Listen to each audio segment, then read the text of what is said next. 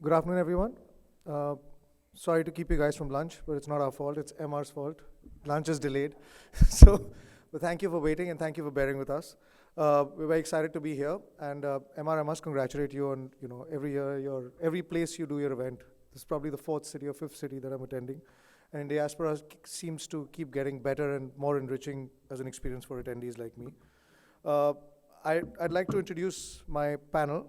Actually, I'll let them introduce themselves. I'm going to start. So my name is Rudra Dalmia. I run an early stage climate tech venture fund in India called Green Frontier Capital. We're one of the first few organized venture funds dedicated to climate technology in India, started about 3.5 years ago. We've invested in sectors ranging from the EV ecosystem, so from financing, manufacturers, battery technology, material sciences, EV financing, to food tech, in which we did indoor farming, biosciences, lab-grown materials like milk and casein. Moving from there, we've invested in some retail companies that are focusing on recycled materials. Our portfolio is all online. And we're finding it very exciting to be part of this ecosystem, and also a little disappointing at times because while we are moving the needle from a venture capital space, we are struggling to find momentum at the late stage capital in the ecosystem. So there's a lot of early stage capital available, but the late stage capital is struggling to come through, with all the problems of the world, post-COVID, and the two wars, and just generally the shape of the economy in the West is not looking good. But having said that, there's a lot of green shoots, a lot of strategic capital has come into this industry. And thankfully, the strategics are picking up the baton. Based on that, I'd like the panel to introduce themselves one by one. And what we'll discuss with them is how they're making an impact in their industry. We have a person from the policy side, and we have somebody from a think tank. So, but two very interesting founders I'd like to start with. And Agam Khare, please introduce yourself. Agam is from Delhi, from NCR, and he's running a very, very exciting life sciences and biotech company. He'll tell you about himself, and then we'll go around, and then we'll get back to some questions. Agam, please. Thanks, Rudra. So I run a company called Absolute. It's a life sciences company and works in three spaces: agriculture, materials, and healthcare. What we do is we understand how nature takes decisions. So if there are two mangoes sitting on a branch, how does one mango figure out that it's got to be larger or sweeter than the other? And when you are being born, how is it decided that the material of your eye and the material of your hair are got to be different on the material of your teeth? And so how does nature take these decisions? And fundamentally, if you can figure out these decisions, then you can enable nature to take better decisions and solving for all of those largest of the problems, grandest of the challenges that humanity has ever faced. And by doing that, we also ensure that all of the things we do are biologics in nature, so they are all planet positive. They ensure that nature and Earth is put first before everything, and so people and planet, those are two of the key elements of whatever we have created. All of this idea and the name of the company Absolute emerged from my first work, where I used to work for the 11th President of India, world-renowned scientist Dr. APJ Abdul Kalam, and this was his idea. We called it Absolute because we believed everything made here should be the best version of itself. Today operating in about 21 countries, the ideas are spreading, and that's the core goal, transforming the world for real. Hi, fantastic, Agam. Agam will delve a lot more deeper into his business. It's one of the most exciting businesses emerging in India in the biotech space. It's a unicorn. It's been funded by some of the best investors in the world. One of the few companies in the climate tech ecosystem that is not struggling for capital because he's doing something fantastically innovative. I'd like to move now to Kunaal, who I just met, who is your name kept correctly? On the side, okay, cool. So Kunaal Patawari, he is from London, and he's in the circular economy. Again, a very interesting insight that you'll get from him is around the fact that his business typically does not need capital, but needs more ambition to scale, because organized recycling and organized circular economy businesses are extremely important and the most impactful in my experience of investing. So, please. All All right, thank you. Good afternoon, and apologies for stealing your lunch session. So trying to speed through this, slightly overwhelmed by the luminaries on this panel. My name is Kunaal Patawari. I'm the CEO of Patawari Family Holdings and Gemini Corporation. We own and operate a circular economy investment platform that enables the collection and recycling of 1 in every 6 tires in the world, and about 1 billion pounds, or 500 million kilos, if you will, of plastics across 500 towns and 75 countries. This is, let's say, the first phase of our family and our business, and we are evolving into what we call CEIP2, which is where we are going through our 4,000 circular economy business relationships to create an investment pipeline of approximately $20 billion in enterprise value, with an aim to deploy $1 billion of equity into them. I'm also the chair of the newly formed King Charles Circularity Task Force as part of the Sustainable Markets Initiative, which was founded by His Majesty King Charles III in his previous role of the Prince of Wales in Davos in January 2020. And just very quickly, our founding members include, very proudly, Rishi Kapoor, who you heard from earlier, co-CEO of InvestCorp. We've got His Serene Highness Prince Max of Liechtenstein, chair of the $300 billion LGT Group. We've got Paul Griffiths, CEO of Dubai Airports. We've got Jeremy Collar, founder of Collar Capital, $30 billion leader of secondaries. We've got Hannah Al-Rastomani, CEO of First Abu Dhabi Bank. We've got the Dean of INSEAD, Francisco Veloso. I got them all, Steve, I think. Yeah, all right. Thank you very much. Thank you very much, Indiaspora, for having me and putting me on such an amazing panel where my average goes up greatly. Thank you very much. Thanks, Kunal. So Kunal, and this is very interesting. Kunal's built an operation starting out in the UK and from Belgium, but he's actually managed to build a real business in India, which is a very, very hard business, especially in the recycling business. We'll hear a lot more about his journey as we go through, but next I would like to invite Easwaran. Easwaran, please tell us what you do, and Sure. we'll take it from there. Thank you, Indiaspora, for inviting me for this discussion. My name is Easwaran Narassimhan. I'm a fellow and coordinator of climate policy at the newly launched Sustainable Futures Collaborative. I'm also a visiting professor at the Fletcher School at Tufts University in Boston. Prior to this, I was at the Center for Policy Research, working with some of the most thoughtful minds looking at various issues, including climate and energy. And prior to that, I was at the Harvard Kennedy School working on science, technology, and public policy. Most of my work right now focuses on how countries can make use of the opportunities and mitigate some of the challenges involved in the energy transition, mostly looking at energy technology innovation, green industrial policy strategies, and how government can play a role in both enabling as well as steering markets in the direction of change that we need.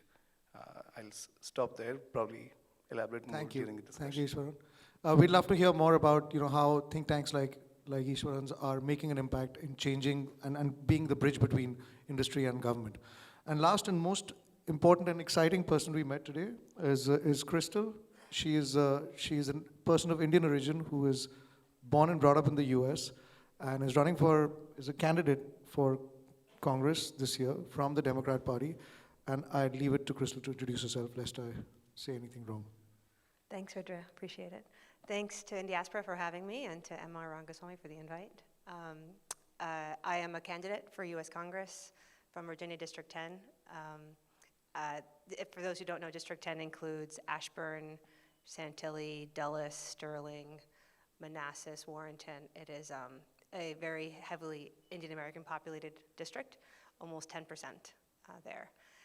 I also run a defense technology company called Krystle Klear Communications. I help technology companies acquire defense contracts from small to large scale, including like Intel Corporation, Bank of New York Mellon, McKinsey, Bain, and I teach at MIT as well through 2U. My background is largely with the Department of Defense, so I've served as a director at the Defense Threat Reduction Agency. I've worked at U.S. Central Command under Secretary Austin, leading an ISIS crisis cell, And I've also have experience with think tanks, including Carnegie Endowment for International Peace, CSIS, Woodrow Wilson, Rand Corporation. So a bit of a mix of a academic, public policy, and defense background. It's amazing. Huh? She just brought the average way up for all of us. Krystle, I'd like to ask you the next. I'd start with you on the reverse. So please tell us about your journey through government and how it fits into sustainability and climate, and the areas that you believe that you would be contributing to when you're in government. Thank you. Sure. So, I personally, I'm very much I'm a supporter of climate change, of protecting the environment. I mean, this is our planet. It's a place we have shared resources, and people don't often think of that when they hear someone with a defense background, but the Department of Energy actually is very tied in with the Department of Defense, and all of their initiatives, all of the DOE labs, right, are focused on energy security. And so there is a very strong tie between energy security and defense that is important. And some of my personal initiatives that I've done with DoD are called greening initiatives. So when we, for example, release requests for proposals, RFPs, right, we make sure there's a greening component in there, which is sort of green metrics that you have to hit in order to qualify for a contract. There's a big push to make sure that we are more eco-friendly within the Department of Defense, because obviously there's a large military carbon footprint.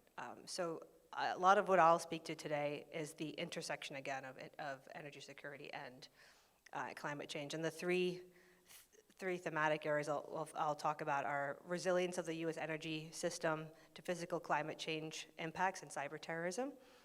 The second is international energy security threatened by Russia, Ukraine, and Israel-Palestine. And the third is climate migration and the refugee crises. Amazing. We'd love to hear about all those three. So Kunaal, back to you, buddy. Just tell us about your journey of scaling up. And the way people understand recycling and the circular economy is, scrap deal, buy, sell, make money, make a margin, etc. Tell us how scientific this is and how this is evolving to become an investable industry in the future. Because unless it becomes that, large capital doesn't come into it, it doesn't get organized. And once it gets organized, it starts giving benefit downstream to the lowest common denominator, which is incredible. So tell us about your journey and how you scaled up.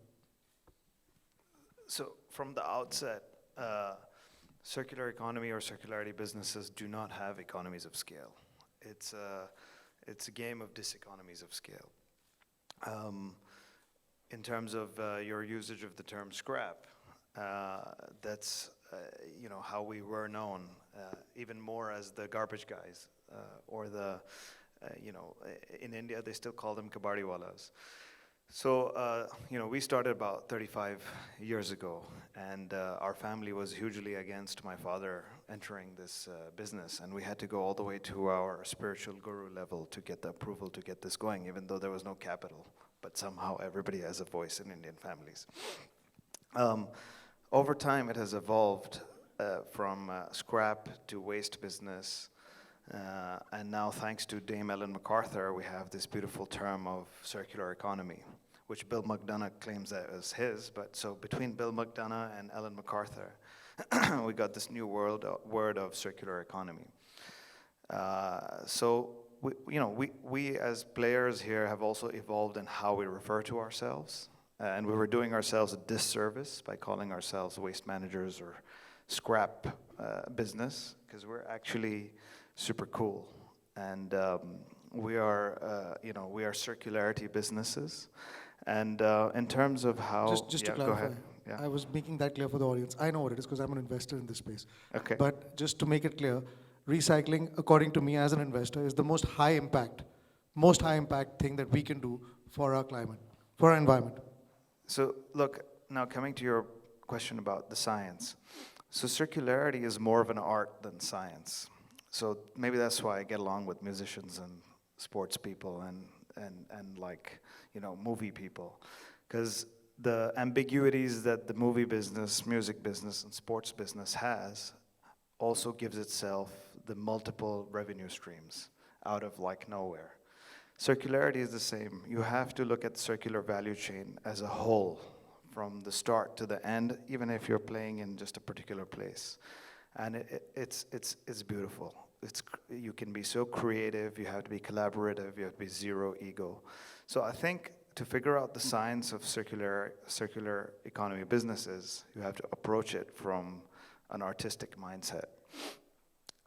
And then it starts to become clear. And then how it sort of evolves, you know, I think your question about how do you evolve from an informal sector, figure out the science, and start to attract capital in order to get formalized and organized. This is the chicken and egg situation, because it's a diseconomies of scale, so we reach our equilibrium of percentage basis absolute returns on equity at a much earlier level than to attract institutional capital, and we're happy with it. And you know, I think 5 years ago when we became overnight rock stars, and Davos and all this, you know, World Economic Forum and Alliance to End Plastic Waste and all of these global, very respected organizations with, which are more driven by pools of capital started inviting us, that was the push we needed to start thinking of getting more organized, more formalized, more scientific, because all this capital expected more from us. All this capital expected us to go to the global south. And that's what, you know, if you want to know about the India, I wrote down a couple things to share with you, that despite being Indian origin, we didn't go to India in the global south because we had certain biases of a disabling environment, of bottlenecks due to lack of infrastructure, and time. To the outside world, it just felt like everything takes so much time. But it was the world of the Alliance to End Plastic Waste, Davos, Fortune, that pushed us that you have to do something in the global south, King Charles. And now I'm very, very pleased and proud to say that we entered India 4 years ago. It's the fastest growing business of our entire organization. How we have come to find that the waste worker community in India is extremely resourceful, industrious, and resilient. And how we have won in India is through going through the social pathway, infrastructural pathway, by releasing some burdens on an infrastructural level, and providing a methodology of getting organized and formalized. Sorry, that was a little long and boring, No, Rudra, but you know, it's very I thought, interesting, you know, and you must be an Indian politician's dream, right? Because they love people getting employed, especially at the bottom of the pyramid, which they can't do anything about. So then, instead of making them beg, you're giving them a life. Yeah, I think, look, India is very misunderstood. Everything takes time. My sister is building a music recording studio in Bandra, Mumbai. It took her 5 years with the BMC to get the permissions. But the thing now is that once it's built, she's 6 years ahead of her competition. It's worth it. It's worth it. That's all. So it's what I would say in closing is to India Spora and to others is that, you know, we are a beautiful country. It's a pleasure to do business in India. It's a pleasure to be there. We've got to own it completely with our entire both arms. Fantastic. So a big part of the recycling ecosystem, and as an investor, I've seen fantastic companies. What he said is absolutely right. It's difficult to scale because each microeconomy is very different. I've met some amazing companies who are recycling and creating and extracting materials from scrap and using and reusing them, and that's the nature of recycling. But there's a lot of value in recycling, and large corporates, especially retail companies and brands, are paying more money to recycle fiber, to use recycled fiber in their fashion or in their sunglasses, or there's a company called Pale for the Oceans that uses ocean plastic, which is fantastic. So, you know, and this is the extreme end of the ecosystem in material sciences, loosely speaking. I wanted to discuss with Agam.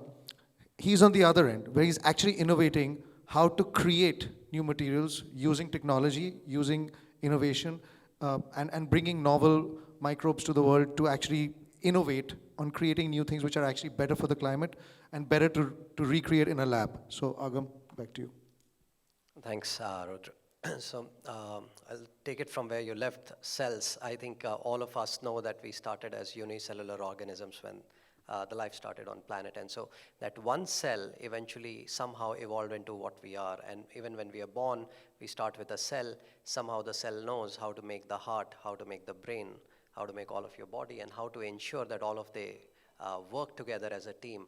40 trillion cells inside the body, and all of them combine together to work as a team, giving up on their personal egos to ensure that you as a body win. And the day they stop complying with each other, the day you have diseases, and diseases like cancer and all of those things happen. And so we started looking at how does this cellular interaction happen in nature. And then we figured out that when we were being born, the first time also skin got made. And if you can figure out how that science actually went about, then you can recreate that science. And then you may never have to kill animals again. And you can actually create the skin of all the animals which you used to make leather, for instance, or any other class of material, for instance. And that's what we started doing. We started figuring out how they were made in the first place. And then we started replicating those to create those almost identical real leathers, for instance. Now that's one of the pieces of the overall art. But the second side of that is, for instance, we also looked at one of the other large problems, which is mother's milk. Now, a lot of mothers in the world can't lactate. So we said, and when you go to the doctor, he says the powder milk is fine, the formula milk is fine, but mother's milk, there is no competing against it. So we said, is it possible? I mean, the breast milk comes out of those glands. So if somehow we could figure out the science of how the gland makes it, or we could let the gland make it itself, or if we could clone the gland, then the milk would come. And so we started looking at ways of recreating that entire methodology of what happens in the human breast, and then we replicated that to arrive at almost identical mother's milk. And similarly, so that's one of the spaces, milk, the other space is materials, the other space is agriculture, where we continue to look at how plants develop immunity against pests and diseases. And if those abilities can be utilized to create products like replacements to all chemical pesticides and stimulants and all chemicals that go into food, then we can have a lot of natural ingredients which will go to grow these foods. And suddenly, a large problem that we all face, all of us are consuming food on a daily basis without knowing what's going inside it. It's not our job to fix it as common man, but it's the science job to fix what is growing on the backyard. And so we said, can we pick up science and solve for this once forever? And now today, the world has alternatives. The world didn't have alternative a few years back, but now today, the world has alternatives in biologics with all these developments that we have done, where you can replace those chemicals to a large extent and go to biologics. And so your food becomes cleaner, your water table becomes cleaner. With all the biodiversity increasing in the soil, you start sequestering millions and millions of tons more of carbon. So imagine there was a point in time in the life of Earth when there were a lot of volcanic eruptions happening, and then there was too much pollution back in the day also. But what sequestered that entire pollution or that entire carbon back in the day? It was these microbes, these biodiversity, which is why we talk about biodiversity. So we're saying, how can you ensure that agriculture happens better? And while doing that, it also sequesters tons and tons of carbon. Our belief is that if all this agriculture is done in the way that we are proposing, over the next 20 to 25 years, the carbon problem should not remain a problem at all. In fact, you will have to create more carbon to keep the balance to that point. So those are some of the things that you can learn from nature, that we have learned from nature and then recreated. And creating these needs a lot of very deep endeavors into scientific pursuits. Some of them may not yield at all. So for instance, in the last 8.5 years, we have conducted over 4 lakh experiments, 400,000 experiments, out of which less than 100 have succeeded, have become successful. Rest have all failed. Out of those 100, there are only 5 products out in market. And so that's the amount of rigor and of work that you have to go through before you can create something which is really path-breaking, which will really go out, change the world. It takes a lot of effort. So for instance, today we run a program called the Himalayan Genome Program, where we look at the novel genomes, the novel identities of microbes and genes across all of Himalayas, from plants, animal, places. We take genes from everywhere, look at the novel proteins, look at the novel microbes, and then utilize them to make products across healthcare, your medicines, which we are now changing to biomedicines. So all of those areas, from agriculture to materials to healthcare, we are transforming using all of this. There are many other programs. One of the programs is called the World Biodiversity Program, where we look at these novel proteins and microbes in seas, from corals, from volcanic sites, microbes which can exist in desert regions like this place, and can sustain 80 degrees Celsius or 90 degrees Celsius, and you can still do agriculture, and thereby you can make deserts self-sufficient, because then food will be able to grow there. And so we look at volcanic sites, we look at glaciers, we look at mangroves, we look at soil, we look at all sorts of conditions to source all of these, and then create very, very unique IPs around all of these sciences that we learn from nature. Nature, in our view, is very unique. If you look at your own body, and one point in time in 2011, along with the president, we sat down to calculate the cost of human body. And that in 2011, we calculated one human body cost to be more than $100 trillion, one body, because you have 300,000 sockets in your body, you have 40 trillion cells living in your body.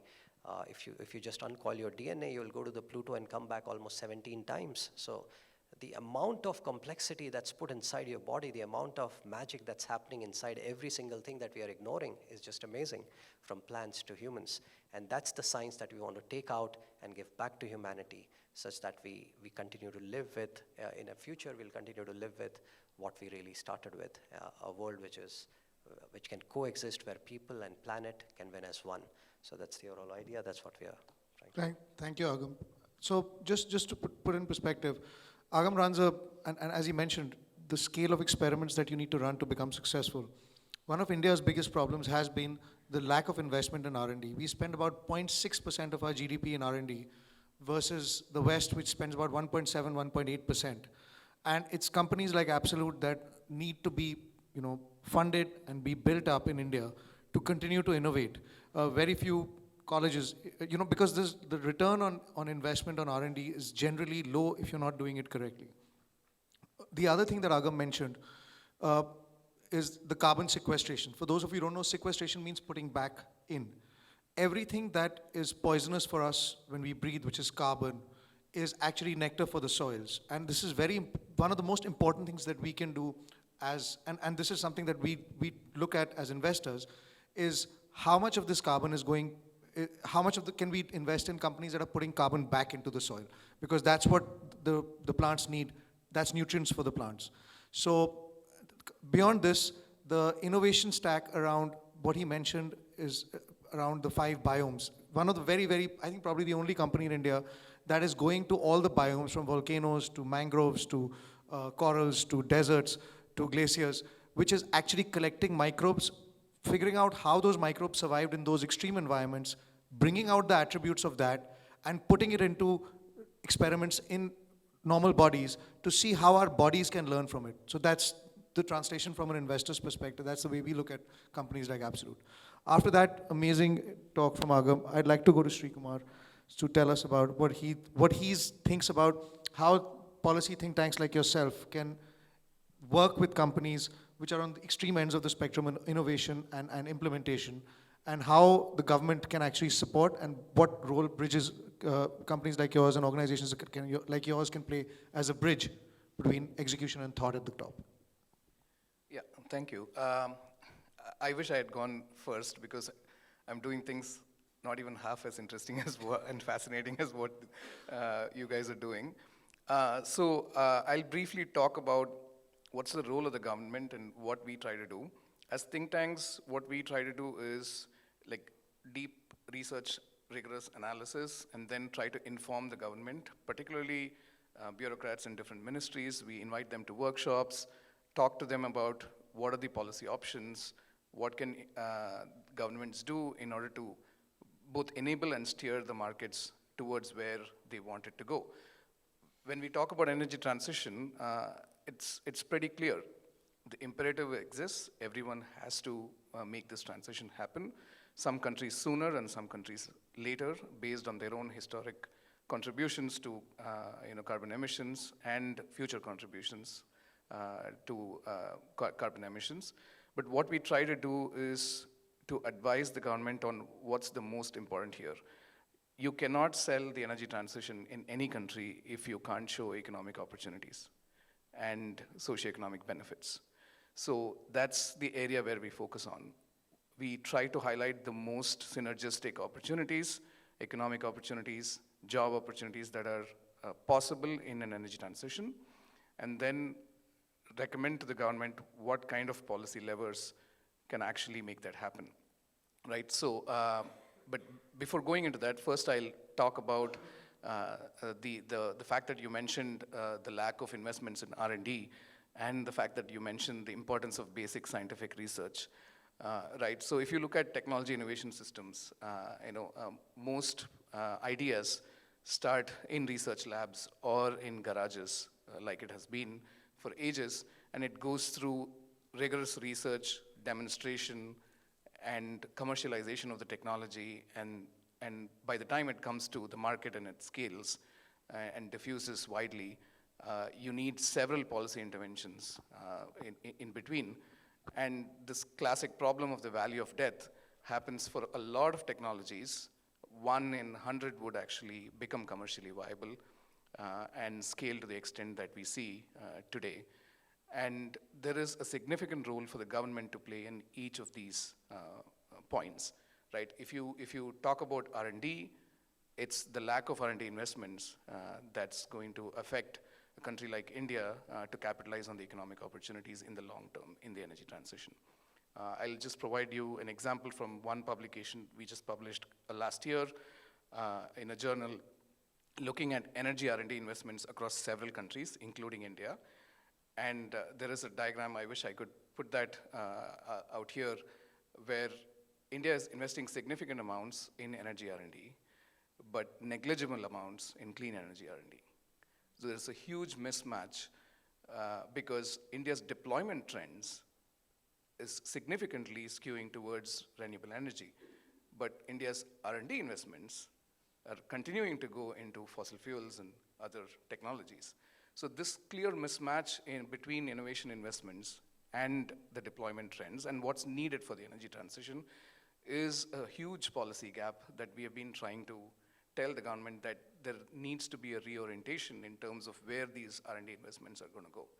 We need investments not just in clean energy, but also in materials, also in components that would lead to industrial decarbonization, et cetera, et cetera, et cetera. So that's one major policy lever that we have been advocating for. Then the second is looking at how high energy intensive industries can transform and decarbonize over time. So those tend to be the most hard to abate sectors and the most challenging in the energy transition. We can take the example of cement. India's cement industry is one of the most efficient in the world today. Yet, it's extremely difficult to decarbonize the cement industry. It's not going to be possible to decarbonize the cement industry with just green hydrogen, for example. You need carbon capture and storage as well. But there are no investments pretty much on technologies like carbon capture and storage. So we try to help the government think through a strategic approach to look at a portfolio of technology options that could decarbonize industries. But industries themselves are not going to do it if there is no reason to do it, right? So energy transition and climate change is a moral objective, but it also needs to translate into economic opportunities. And that's where we try to think about policy instruments that can be more enabling than regulating the industries to move towards energy efficient production, to also move towards a net zero production eventually. That's another area that we work quite a lot. And in terms of how to effectively make this happen, one of the biggest policy levers is finance, right? So we all know climate finance is absolutely needed. There is a moral obligation for the international community to contribute towards climate finance in developing countries, but that's simply not going to cut it. There needs to be domestic finance mobilization. So a good example of a policy instrument that can make that happen effectively in a country like India is the classic traffic light approach. This is an approach that China has taken, implemented very successfully for the past 2 decades, And that's the reason why they are the global powerhouse in terms of clean energy manufacturing today. So what they did was to have green, yellow, and red light for climate finance. So, and they had a list of various investments that would go into the green list, the orange or yellow list, and the red list. And they used that to channel finance towards green investments. And that then crowded in private finance and private capital. And that I would like to highlight here is very crucial for India to also pursue policies like this that would then enable the private sector and as well as crowd in finance. Thank you, Easwaran. At the end of the day, most importantly, I'd like to tell you is climate tech or climate investing will not work unless it's economically viable. No matter how vociferous we are about supporting climate, and nobody changes their life because it's good for the world, because they'll see the next guy not doing it and they'll say, we'll wait for the world to change. It has to be cost effective. Lastly, and most importantly, I'd love to hear what the US thinks and how your life, with ranging from defense to advisory to consulting to lecturing at MIT, et cetera, how does it interface with all this, what you've heard? What can we learn from what you plan to do in your country? And how do we learn from America in what they're doing right and not what they're doing wrong, which we all know, but we won't say. Please. I just want to first preface by saying that these are my personal views, not the views of the Department of Defense. So, as we know, climate change is one of the greatest threats of our world today. And it's not solely an environment issue. It has far-reaching implications on human health, safety, food security, water supply, stability of our financial system, and many others. And it's deeply interconnected with national security. And this link has become more and more apparent as we see the impacts of climate change intensify. I have 3 examples I'll share. So we saw the devastating floods of Bangladesh last year and several hurricanes in Central America in 2020 that displaced millions of individuals, creating a new category of climate refugee. These issues are expected to only intensify. The UN estimates that 1.2 billion people will be displaced by 2050 due to climate change, which causes a migration issue and then national security challenges with that. So there is this ripple effect that happens, and you have to look at the entire ecosystem and how when you are the Department of Defense or you are the Department of Energy, you need to ensure for stability and security because as soon as you're looking at a conflict area, essentially, that's where you see it's more intensified. Any kind of climate change issue is where you're going to see greater instability. So there's a big push in terms of within DOE to make sure that we have stable regions, that we focus on conflict areas so that we don't end up with amplified situations like the climate refugee crisis as we're seeing. Second here is Russia's invasion of Ukraine has had serious impacts on international energy security in Europe, and that's caused disruptions to energy markets, which are still being felt today, only shortly after oil prices plummeted during the pandemic. And then with Israel-Palestine, with that conflict, there's shock waves that continue to impact global energy markets. So these are just 2 examples of where, the connection you have in terms of an oil price dropping due to a conflict that has occurred has the ripple effects in a very interconnected global economy. And this is where the DoD says first and foremost that they are, that their mission is to ensure that we have stability and peace internationally because of how globally connected we are and what the impacts can occur, and not just immediately, but in years to come. Lastly, at home, the US energy grid is extremely vulnerable.